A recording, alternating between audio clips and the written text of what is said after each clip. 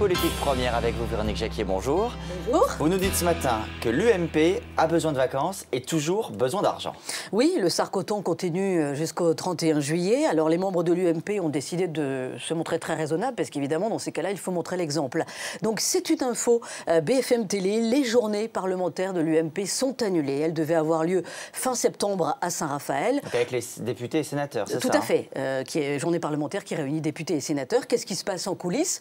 Des députés ont dit on ne peut pas se rendre sur la Côte d'Azur pour des journées parlementaires. C'était pas tant le prix, ça coûte pas forcément une fortune, mais pour l'exemple que ça donne, c'est-à-dire on est en train de faire la quête pour sauver notre parti de la faillite et puis en même temps, aux frais des Français, aux frais des militants, on va aller 2 jours sur la Côte d'Azur pour des journées parlementaires, donc ça ne passe pas. Les sénateurs ont été convaincus par ces arguments. Certains m'ont dit, évidemment, il ne manque plus que l'on nous prenne en photo en nous accusant de bronzer, donc ils se sont dit tout ça, ça fait pas bien sérieux en ce moment.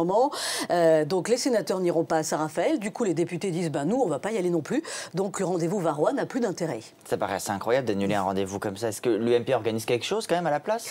Oui, parce que ne rien faire serait désastreux pour l'opposition. Donc ils réfléchissent à 2 jours de travail fin septembre à l'Assemblée nationale. Comme ça, ils montrent qu'ils sont sérieux. Ils montrent aussi qu'ils sont unis. Les copéistes et les fionistes savent très bien qu'ils ne peuvent pas se permettre ou ne plus se permettre de se montrer divisés aux yeux des Français. Alors ça, c'était pour la partie vacances. Pour ce qui est de l'argent, la crise financière à l'UMP, où est-ce qu'on en est? Alors, la crise n'est pas complètement réglée, mais en 15 jours, depuis le coup de massue du Conseil constitutionnel, l'UMP a réuni, et ça c'est le chiffre officiel qui date d'hier soir, 5 700 000 euros. Somme encaissée. Donc, on est pas mal là. Voilà, c'est la moitié de la somme. Il reste encore un petit peu moins de 15 jours. À l'UMP, ils ne sont pas inquiets. Pour l'instant, vous savez combien donne en moyenne un parlementaire? Dites-nous. 2 000 euros. Voilà, c'est pas mal. On sait que le plafond, c'est 7 500. Il y a un peu de marge quand même. Il y a un peu de marge, mais en même temps, ils ne sont pas radins. De toute façon, s'ils l'étaient, ça se saurait, évidemment. Donc, il faut qu'ils fassent bonne figure et ils jouent le jeu. Évidemment, pour l'instant, c'est le jour où Nicolas Sarkozy est venu au siège de l'UMP qu'il y a eu un pic, que les dons ont le plus afflué. Depuis, ça se tasse un petit peu. Et les copéistes, qu'est-ce qu'ils disent? Ils disent, depuis que François Fillon a fait son grand discours la semaine dernière, où il a rallumé la guerre des chefs, eh bien, des militants appelleraient furieux pour dire si vous commencez à nouveau à vous taper dessus, eh bien on ne donne plus. Ça c'est un peu de l'intox copéiste, mais ça peut tenir la route, pourquoi pas.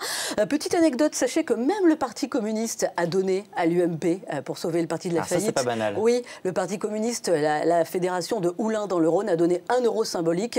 Ils ont écrit un petit mot à Jean-François Copé en lui disant que c'était pour apprendre aux gens de l'UMP la notion de solidarité. Avec tout leur amour. Et justement, les Copé Fillon, on les entend plus trop en fait. Mais non, ils ont besoin de vacances, Adrien, quand même, avec l'année calamiteuse qu'ils ont vécue. Donc François Fillon est déjà parti se mettre au vert dans la Sarthe. D'ailleurs, certains fillonistes se disent il veut jouer le général en chef et il a déjà disparu des écrans radars, c'est pas bien. Quant à Jean-François Copé, il est à Paris, mais il a décidé de ne plus parler. En fait, les 2 hommes préparent évidemment leur rentrée politique. Jean-François Copé, ce sera le 25 août. François Fillon, ce sera le 28 août. Et puis, il ne faut pas oublier les amis de Nicolas Sarkozy. Ce sera le 31 août. C'est compliqué à suivre un petit peu tout ça, hein, mais on va dire que le dieu de la politique reconnaîtra à la rentrée les siens. Donc on n'a quand même pas annulé toutes les réunions, nous voilà rassurés. Voilà. Merci beaucoup Véronique Jacquier. La suite c'est avec vous Sandra.